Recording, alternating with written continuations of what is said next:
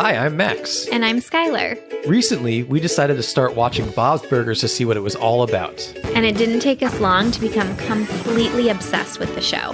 But one of the things we love the most about the show is the brilliant end credit sequences. Which is why we created this podcast. Each week, we're going episode by episode to talk about the elaborate end credits. We're excited to have you join us right here on Bob's Credits. We'll make sure the Bob's Burgers end credits get the credit they're due. All right! Chip chipperoo, everyone. Hi, everyone. I am so excited to be here. And I hope y'all are on hoard for today's Thanksgiving episode. Oh, I see what you did there. Let's be honest. We practiced that. We practiced it before. But regardless, before we jump into, I think, a highly underrated Thanksgiving episode, do we have any business, Max? We do. We have a new Patreon subscriber to thank, and we have to burger pun their name. All right. Thank you so much for joining us on Patreon, Rebecca Rakes. Rebecca, moving forward, you have to tell people to refer to you as the following name. The Rebecca Caramelized Steaks Burger. Okay. I love it. If you need help changing your name officially, like legally, let us know.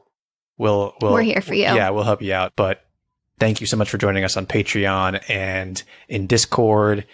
And if you are listening and you would like to join us on there and have your name burger punned right here on the show, go to patreon.com/bobscredits. Any tier gets you the name pun, but all the different tiers have a lot of different fun things. I think mainly extra episodes. You can listen to them right in your podcast feed like you listen to these episodes. The episode that should be up right now, our newest episode, is a face-off of Gene's one-liners. It got really difficult at the end there. Yeah, we got it down to the ultimate Gene one-liner. So if you're curious what that was, head over to our Patreon and check out our $5 tier. Biscuit decided he just wants to lick your mouth while you're talking. I hope the sound is picking up that licking not. Because I don't know why he did that when you were in like mid-sentence about our Patreon. But I think this is a good opportunity to move on to a little Bob Pun or Max Pun. Yes, let's do it. Biscuit, you want to get out of the microphone?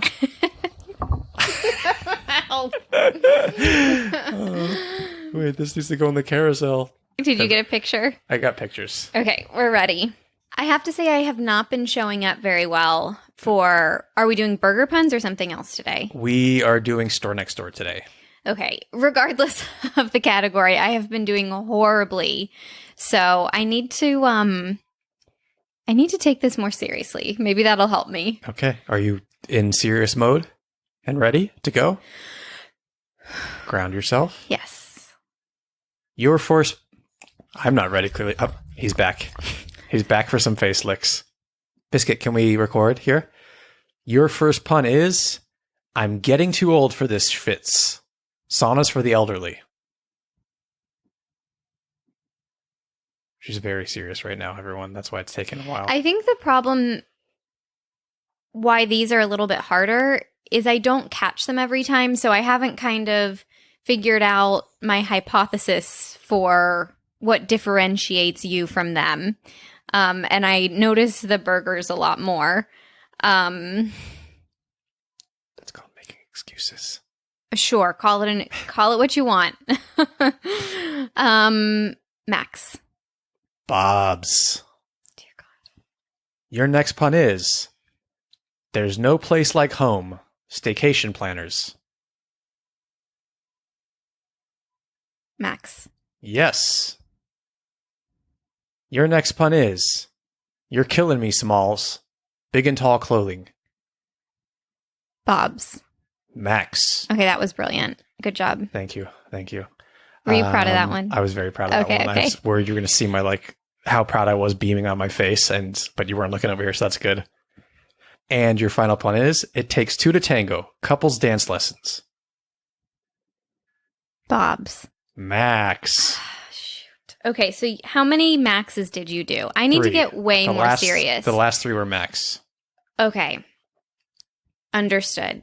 See, I need to be paying more attention. I need to learn your patterns. I will break this down. Okay, well, or you could just go with the flow and not put that much pressure on yourself? Going with the flow has done nothing for me, Max. Nothing. Okay. She's going to get hardcore right now because she is free from what she's been not free from for the entire year we've been recording, as she's mentioned numerous times.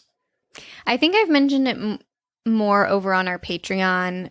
Yeah, but I think in last week's episode you said that I'd have an update. We had with like our YouTube and stuff, like our plans that we had to like do other things. You had something happen in your life that took you away from all of that.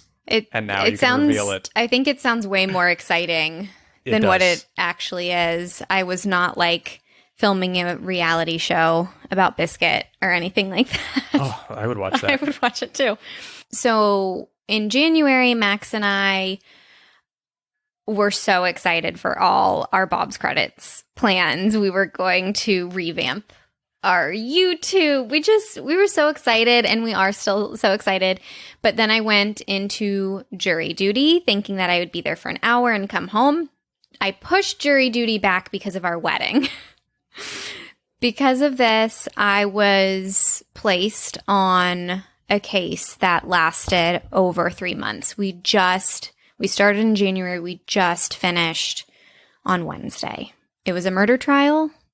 There's so much to say, and it's still haunting me. But I will say that watching Bob's, recording this, having our live events, chatting with y'all in Discord, DMing with y'all while I was at the courthouse, really, really helped. Because it was, one, really hard to balance my work, this business we have, and my emotional state. So y'all, thanks for being there. It's been an interesting 3 months. Everyone is going to be ecstatic to have you back, but no one is more ecstatic to have you back than I am. And Biscuit. Well, Biscuit, Mr. Like, I can't function normally unless both my parents are here in the house giving me attention. Such a little pandemic dog. Although we both worked from home before the pandemic. So that's the update. Skylar is back with us 24/7. If you need her any time of day, 2 a.m., here's her phone number. Shaking her head at me. Would you like Skylar Sides, the fun facts, before the fun facts? Dish it, girl. This week, we're going to talk a little bit about a fun little fact in season 12. So, I believe a fan favorite of season 12 is the episode titled Some Like It Bought. It was a 2-part episode. Do you remember this episode? The Blade Runner one. The Blade Runner one. So, Lauren Bouchard revealed that that episode was actually inspired by the movie because the team was having to work on the movie at the same time as the Bob season. It really inspired them to swing bigger in Bob's. They're like, if we can do Bob's Burgers as a movie, like, let's go bigger in the TV show. So the movie directly inspired them to do this 2-part vivid new world episode. And I think people loved it. It was also the episode, part 1 is the episode that they submitted for an Emmy nomination. So clearly it's very near and dear to their heart. That being said, Lauren said, don't worry. Small episodes are just as crucial. We haven't forgotten. But I think since they've had experience producing the movie, we are going to see how that influences upcoming episodes. Maybe every season will have kind of a big blowout 2-parter with amazing animation, etc. So something to look forward to. In the same article interview, he also said something about how he keeps Bob's Burgers fresh after being on the air so long. I know we talked about this extensively maybe 2 or 3 episodes ago, but I just wanted to tack it on to the end of this fun fact because I thought what he said was really interesting and really, really important. I'm saying this in the context of Ted Lasso in my heart. Max and I just started watching the 3rd season of Ted Lasso. We were huge fans. We're only on episode 2 of season 3, but it feels off to me. It feels, it's lost its charm to me. Yeah. Do you want to add anything there? No. But this is what Lauren said. I'm just going to read his whole quote. Deadline. How do you keep a show that's been on for 11 years feeling new? I think the way you do it is that it has to be an expression of yourself. It has to be meaningful to you. The story somehow resonates and the characters absolutely have to still feel like they're not just doing catchphrases.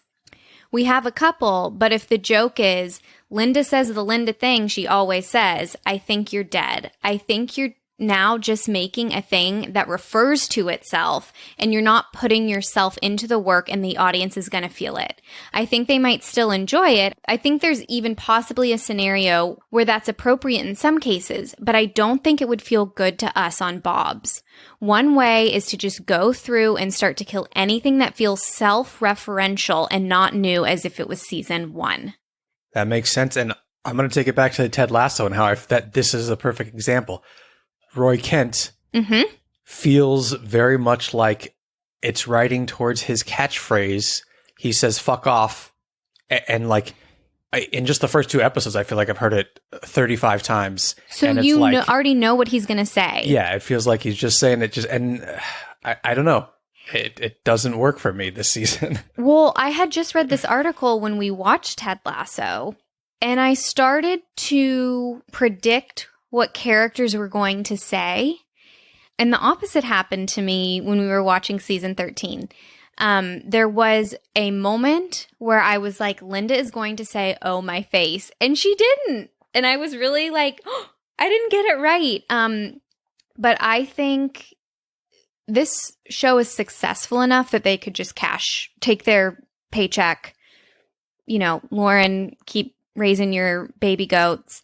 But to have that standard of if this doesn't feel as fresh as season 1, or if it's just referencing the show that's already successful, we're cutting it. I always say Lauren respects the fans, and this makes me just respect the show so much.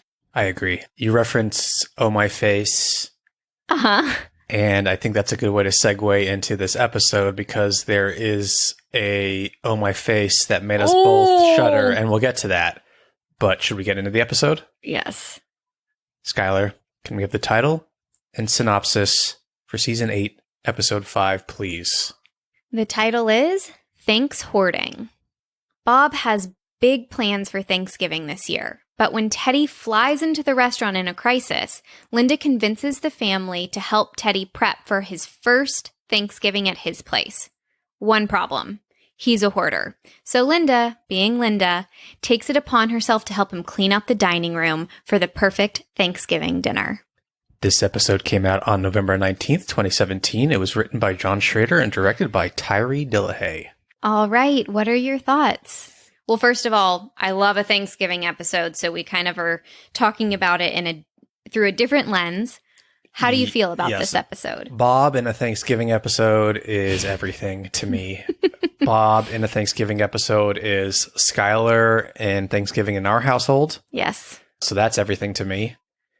Teddy in this episode is me in my last apartment before Skylar and I moved in together. Oh, gosh. Skylar will tell you the story of where the little room where I kept everything I pretty much owned because I had a small apartment. It was a studio apartment with a kitchen and a bathroom, but it had this long under the stairs. It was creepy. Closet, yeah. It was the creepy. Not under my stairs, under the apartment complex stairs. The closet went under the apartment complex stairs. And that's where I put everything because it was the only place to store anything. Yeah. I mean, in LA, if you have a room that big to store stuff, it's great. But this was you could walk in it, but you had to crouch down. And it had one of those little light bulbs that you pull the string. Horrifying. Yeah. Terrifying. I think we've told this story before, but I'll tell it quickly. Max and I decided to move in together. It moved way faster than we thought. When you find an apartment in LA, you better move that day. So this is a big step. Neither one of us has lived with someone else before. We're already feeling excited and anxious. It's all going great. The night before we're supposed to be out of our apartments, I say, I'm going to go spend the day at my place, get everything ready for the movers. So I went over there and I was wrapping up way earlier than I thought. I texted Max. I said, hey, I'm done. And he texts me back and he goes, oh my gosh, I'm almost done too. And so I was like, great, I'm going to come over for dinner. And I come over and nothing has been packed. And that is when he opens this room that I had no idea existed. And it is just packed with stuff.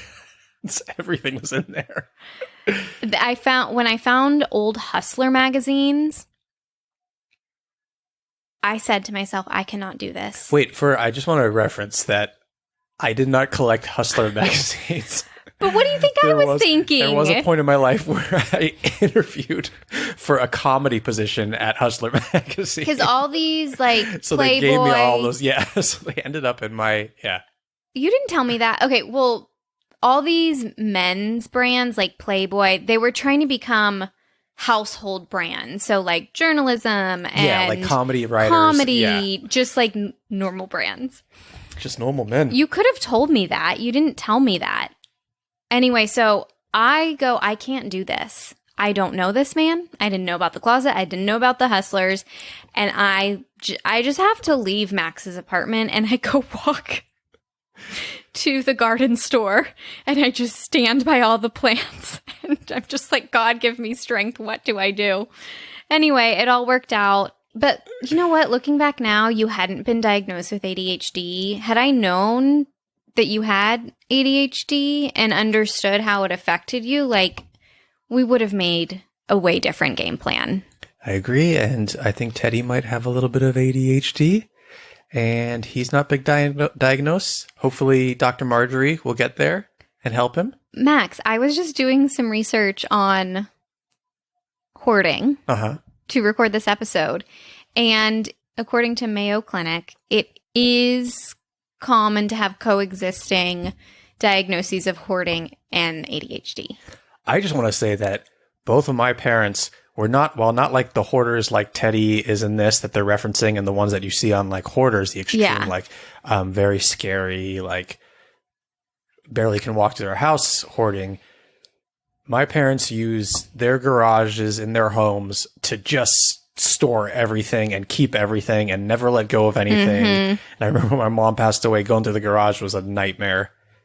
And I think it's super common. Yeah. And I think it has to do with control. I think it has to do with anxiety.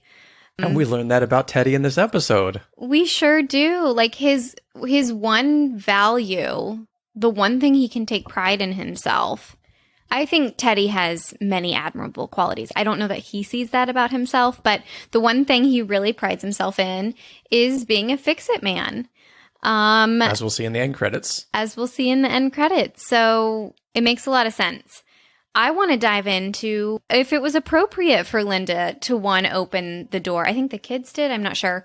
And to be like, let's clean out your entire home before tomorrow. What are your thoughts? No, it was not. It's very Linda. Yes. But I think you have to handle that with ease and not in that particular scenario where they're trying to help him set up and he's already anxious and he's already having a hard time. Family is already going to make you feel nuts. Yeah, and this clearly, which we learn, comes from him sitting at a dinner table and being in between his fighting parents and trying to control the situation and make sure everything's okay. And now his mom's coming over with her boyfriend who he doesn't really know, and his sister's coming over with her husband, and yeah, right back at that table that gave him that anxiety. Yeah. Now's not the time, Linda.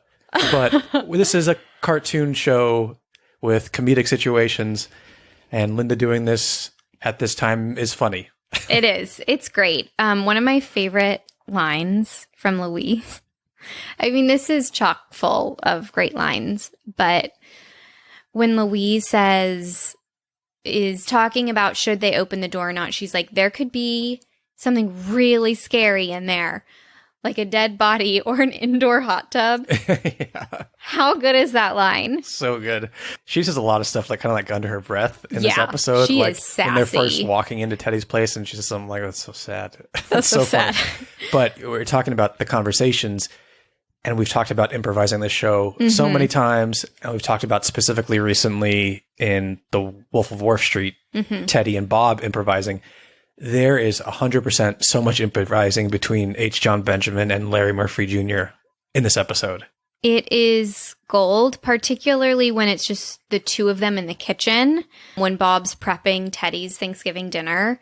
Go re-listen to that. Or would you like to pull it up here since this is a podcast? Might as well. Just listen and you can tell that this is absolutely improvising. I'll tell you what, you can start peeling the carrots if you want. One less thing to do tomorrow. Right. Got it. Good. Yep. Give me space. Okay, just grab the peeler right there and peel the carrots. This? That's a spatula. I knew that. This?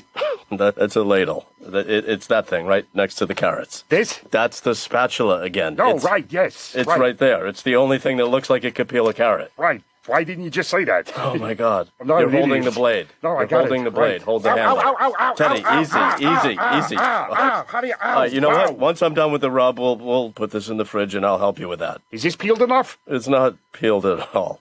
So I think that's like, it's textbook improvising. There's so much yes-anding going on there. Mm-hmm. Oh, I didn't even think of it like that. I love when he says, "Is this peeled?" And he goes, "That's not peeled at all." And you can hear his H. John Benjamin's laugh at the end of his sentence. And they give Bob a little smile too there. Yes. And that's what's so special about this show is, remember, the dialogue, the acting comes before the animation. So they can take this improv and then add a little smile to Bob because he laughs during the improv. So it's really good. I also want to say I am really hard on episodes where Bob and Teddy are paired together. The one I hate the most is, I think it's season 12, and they're in the car together because Teddy is helping Bob pick something up. They stop by a 7-Eleven type store. Yeah, they do like a little road trip, the two of them. I think Bob's so mean to him. So mean. But we have had I think they might be one of my favorite pairings when it's done well. And we had the Wolf on Wharf Street. Amazing chemistry. The two actors. I just think they really work well together. And I think they have a lot of fun together, Larry Murphy Jr. and H. John Benjamin. Yes. So let's rewind because we went on a million relevant tangents. It's better than normal. Normally it's just normal men. It's just normal tangents. Nobody knows what you're referencing. You don't? Okay. We're going to play the We're Just Normal Men clip. I was wondering when this was going to happen. It's going to end up in our carousel. Oh my gosh. Which is the best thing that ever happened. We're Just Normal Men. If you don't know it, it's a clip that I think it started on Twitter and it gets posted every week. And now it's on Instagram, and I'll post it on my personal Instagram every single Monday when it's released. Yes. If you're following me at Oh Hello It's Max, you'll know what it is. But here's a little clip. It's a puppet talking. Do you have it already pulled up? With a human being. No. Okay. I was like, are you manipulating me? I wish. Now, whether you think this is funny or not the first time, I guarantee you it will eventually win you over. It also helps to be watching the video. The video makes it everything. That's why it will be in the carousel. Don't worry. It's, I guess, from a kid show in the UK, and one of the thing that says We're Just Normal Men is a puppet. It's a cute dog, bear puppet? A wolf of some sort? Yeah, I think it's a dog. We're just normal men. What do you mean, normal men? We're just innocent men.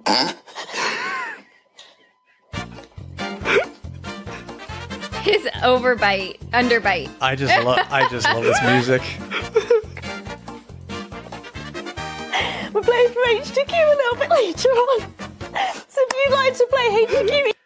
Anyway, go watch that video in our carousel, our Instagram carousel right now. And just so you know, because anytime Skylar and I say normal anything, we're going to probably say We're Just Normal Men or something. So it's this. We're just normal men. What do you mean, normal men? We're just innocent men. Max just interrupted me because he's like, I have to play this again. I have to play it again. We're just normal men. I'm just a normal man. I have to play it again. Okay, can we rewind a little bit? Tell me your overall feelings about this episode. So Thanksgiving episodes are so fantastic on this show, and I compare it to other Thanksgiving episodes, which is why it's probably not high up. And my anxiety level I can relate so much to Teddy, and I see so much of you and Bob in this episode that it kind of makes me anxious to watch the episode as much as I enjoy it. I make you anxious? No, it's more the hoarding stuff. I know, you know this from living with me, that anytime you change one little thing that's, no matter how minor it is in our home, I kind of get anxious about it.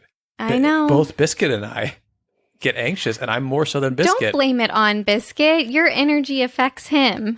I'm just saying, I totally understand Teddy's as crazy as it seems to be upset that this half waffle maker is being taken out. It's real to him. Yeah. Yeah, I really feel for Teddy. So I have a little different take on it.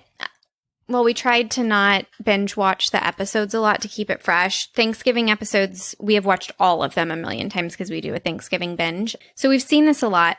I loved this episode. Is it underrated? Yes, because the other Thanksgiving episodes are more iconic. I loved it because I loved Bob. One of my favorite parts about Bob. The kids are also hilarious in this. Linda is so Linda in the best way. When Bob calls Linda into the kitchen and is explaining how to cut the backbone out and why you need to do that, and he goes, I thought you would want to be in here to watch me do this, cracked me up. Just absolutely hysterical and so real. This leads to the moment we mentioned earlier where it's a great oh my face moment. He spatchcocks the turkey, which requires pushing down on the chest plates to crack the chest bone, flatten it, and it squirts all over poor Linda's face. Raw turkey juice. Yeah, it's gross. In her mouth. Yeah, just gross. So Bob thinks he's being utterly sexy. He's not. Anyway, I just loved it. And the food looked amazing. And you mentioned you'd never seen anyone season underneath the skin of a turkey. And Bob was doing that in this episode. I've never seen... Is that something you try thanks to Bob? I put butter underneath the skin. But I've never seen anyone dry rub a turkey under the skin. And the sounds were horrifying. I'll put herbs and stuff in the cavity and then I'll do the rub on top of the skin. But no, I haven't seen anyone under that skin rub-a-dub-dubbing. I love cooking. I do not like raw turkey. Yeah, you're definitely more grossed out with raw meats than Bob is. Bob's kind of more kind of likes the process.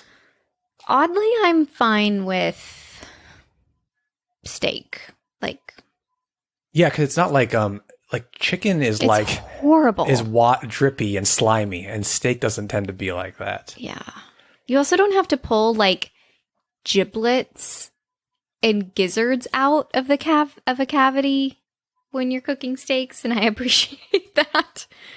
Biscuit's salivating right now. Ew, it's so gross. Anyway, I really enjoyed this episode. One thing I want to say about this episode too is that I don't think there's anything more relatable than a second Thanksgiving dinner in the same day, and that a lot of Thanksgiving dinners typically happen early evening, even if late afternoon, We like a dinner. We like a dinner, but when some I people grew do up, it 4, we did lunch. 3:30. The thing is, if you grew up in Texas, the Cowboys played every single Thursday.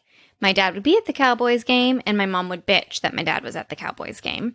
But you had to do Thanksgiving lunch accommodating this football game. Anyway, so we did a lunch. Yeah. Okay, and so I just think it's so relatable to watch the kids be like, I'm so full, I'm never going to eat again.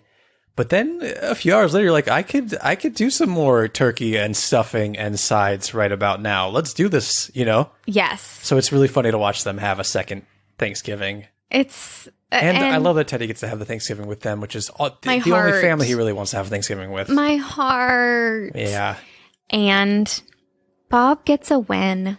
This is one of my favorite Bob wins. Yeah, we're going to hear that because it's the last moment before the end credits, but we should get into those. I just want to read a couple of fun facts before we do, unless you have anything else you want to say about this episode. No, other than I felt like the kids and Linda didn't care when Bob was like, the turkey was too dry and the yams were cold. And I felt that so deep in my soul. Yeah. We go through that nightly for dinner. Yeah. Because I take too long to sit down after stuff's come off the stove or out of the oven. Yeah. And you're always so mad at me. You're making it sound I'm like mad at you. No, not like angry mad. Mad, maybe mad's not the word, but just like I put so much time You're missing a warm meal. We're just normal men. It's just that's how it works, y'all. It's just warmal men. It's just warmal meal. Well, no, now I tell you dinner's ready 10 minutes before it's ready, and so it all works out. That's true. And that you know that like, oh, he's got to go to the bathroom and wash his hands and put on his sleep pants and put on a shirt that if he spills on it, he won't care. This is real.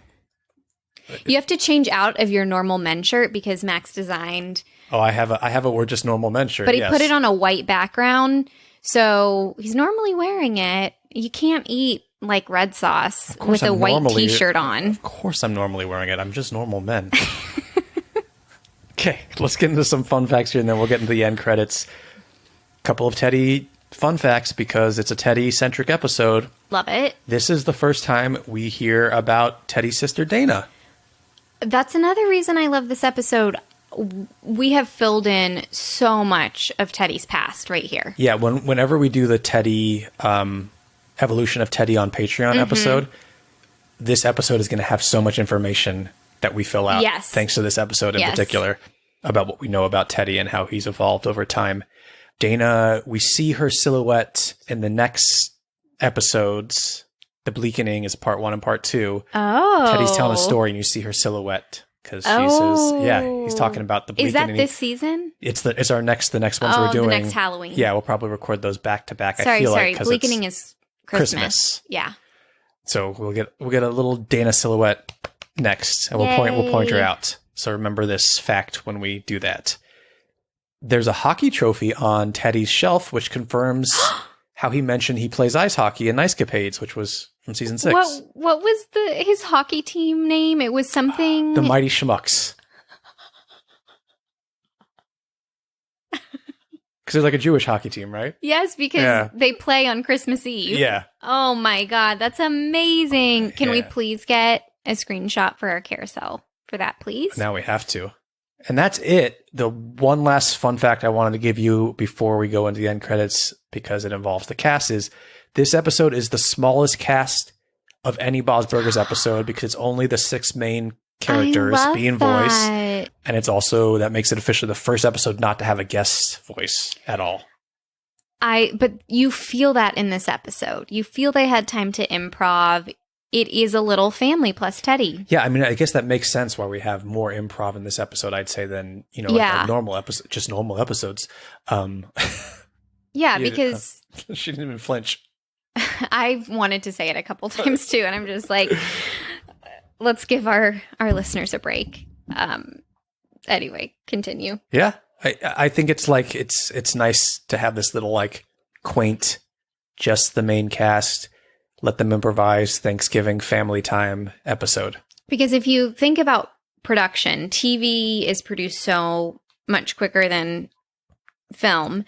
And so if you're recording an episode where you're dealing with 20 people's schedules and trying to stay on time and on track, that's a lot different than recording with 6 people who like, let's just get them all here and we'll all just loosen up and hey. I don't know. You did finger guns. I did finger guns. Should we get in the end credits? Yes. Okay. So the last moment, I have the It's Just Normal Men clip pulled up. Let me just close that before I accidentally play it again.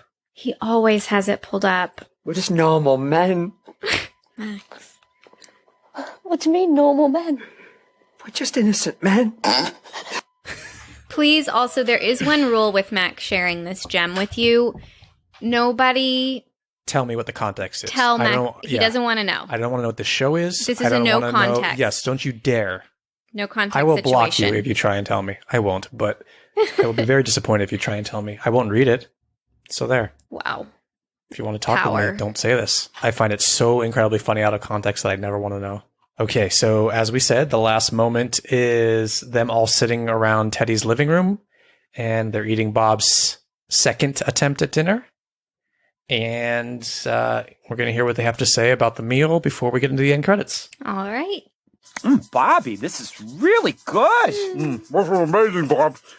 It really is. Are you crying? Oh, I'm just so happy. This is so good, I'm gonna wish for a second stomach. Where's the wishbone? I think the spatchcocking broke it. I can fix it. An aquarium pump don't belong in the dump. Give it to Teddy. I can fix it. Tell me what happened there, Skylar, as we got in the end credits. All right. I feel like Teddy's last line kind of almost could be part of the song. So his last line is I can fix it. And then we see the classic end credit sequence, but Linda is in the kitchen dancing and singing, and Teddy is popping up in the window whenever he has a line. Who really cares about two-legged chairs? No one but Teddy. I can fix it. A phone with no receiver should be chopped with a cleaner unless you're Teddy. I can fix But it. it's a neural pour bobblehead that doesn't really bubble with your trouble. I can fix it. The way he runs in. Yeah, I just paused it. So basically what we have here is Linda doing her dance in the foreground, and then Teddy, every time it says I can fix it, pops up in a different part through the window in the restaurant. Mm-hmm. But then in the very last one, he appears next to Linda in the kitchen, and he's dancing with her. And I pause it there because we're going to get kind of like a little breakdown here and some other things happening. Let's do it. My parents are the two halves of the waffle maker. That makes you the waffle. Fix it. My parents are the two halves of the waffle maker. That makes you the waffle. Parents are the two halves of the waffle maker. That makes you the waffle. My parents are the two halves of the waffle maker. That makes you the waffle. So what happens there when they start doing that? My parents are the two halves. Okay, so everyone turns around and starts dancing and being Teddy's backup singers, basically, Bob included. Bob is in a good mood to be participating in this, and he is. He just cooked the meal of his life. Do you think this is third meal? Oh, I know. They're having a little maybe it's Friday. Maybe it's a midnight meal. No way. No way. You never know. Gene would be down. I think they're open on Friday after Thanksgiving. Okay. I love all the dancing. Louise. I love Louise's. Anytime Louise dances, it's the cutest thing in the world. She dances like a 9-year-old. Yes. It's so cute. It's so good. Go watch this clip and watch Louise dancing. Okay. Not me. Well, you can too if you want, but I was talking to our listeners, but you're welcome to if you want. The only thing I'm sad about is that Gene isn't in there through most of the dancing. He still makes his appearance at the end, kind of like walking across. He doesn't acknowledge anybody. Except he does like a yeah. He goes, yeah! And raises his hands. Gene. Yeah. Really cute. You want those lyrics? Yes, please. Okay. But you got to do Teddy's part. You know Teddy's part, right? Is it I can fix it? Yep. Okay. Okay. An aquarium pump don't belong in a dump. Give it to Teddy. I can fix it. Who really cares about two-legged chairs? No one but Teddy. I can fix it. A phone with no receiver should be chopped up with a cleaver. Unless you're Teddy. I can fix it. But is Gerald Ford bobblehead that doesn't really bobble worth your trouble? Now, did we see that? They mentioned it. Fantastic. I can fix it. And then it's, my Teddy. parents are the two halves of the waffle maker. That makes you the waffle. Fix it. So good. Shall we score? We will in a second. First, I want to play you a cover of this song by The National. As we know, so long. The National's done so many covers of Bob's Burgers songs. They love them. They did this one, and I'm just going to play a little clip for everyone to hear. They like the Thanksgiving songs, it seems. Yeah, it's true. A phone with no receiver should be chopped up with a cleaver unless you're Teddy. I can fix it. It's a Gerald Ford bobblehead that it doesn't really bobble, really worth your trouble. Oh my gosh, the I can fix it. visuals. Parents are the two halves of the waffle maker. That makes you the waffle, Teddy. I love it. It's so good. And the video is great too. So we put the link in our show notes, and you should go watch the video and listen to the whole song because it's great. But yeah, I think we should score them. We score on a scale of 1 to 10 H's at the end of Tina's I want want you to go first today. Okay. I think I'm just going to go a solid 8 H's. I'm going to meet you there. The song is so good. Like, the song just really gets me going. It serves the purpose of what we've said Bob's Burgers does, is to like leave them happy and dancing. And it sums up what happened in the episode. It gives you a little kind of like recap in the lyrics. And I love watching the whole family dance together. It makes me so happy.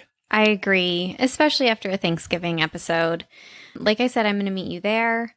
We've been kind of stuck at 8. Yeah. At 8. Yeah, it's been a little while. I'm ready for a 10 to come in here. I am too. And, I would like another 10 in maybe the season Bleakening. 8. Could be. We'll have to see. Alrighty. Thank you everyone for listening. Those are the end credits to Thanks-hoarding. Go follow us on Instagram, Bob's Credits, or anywhere on social media. We've got some TikTok stuff going on. YouTube with Skylar's back, as we said. And okay, it's going to take me a second. Maybe we'll get some YouTube things going on there. I've been working on some live stream stuff potentially. Look, I'm just saying, just follow us now. You'll get the updates. Yes. Subscribe. Yes. And then you get the updates when we start posting this stuff. Yeah. Leave us a review. They mean the world to us. Skylar and I sit on the couch. We pull them up. We read them and we cry. And our hearts burst with joy. Please leave us a review. Anything else you want to say before we get out of here? Just that you can follow us on our personal Instagrams. That's true. Especially if you want that Normal Men Monday from Max. Yeah. That's Oh Hello, It's Max. And you can also follow me at No Crying and Cooking. Or Biscuit at It's Biscuit's World. Sure. Why not? Who doesn't want to follow Biscuit? Well, we don't really post on there. He just got a new post a couple days ago. Okay. Anything you want to say to everyone before we get out of here? Since it's a Thanksgiving episode, I'm just going to go with my classic, Stay Cranberry Saucy. Love it. And let's let the National take us out here. Yes, please. Oh, that's nice.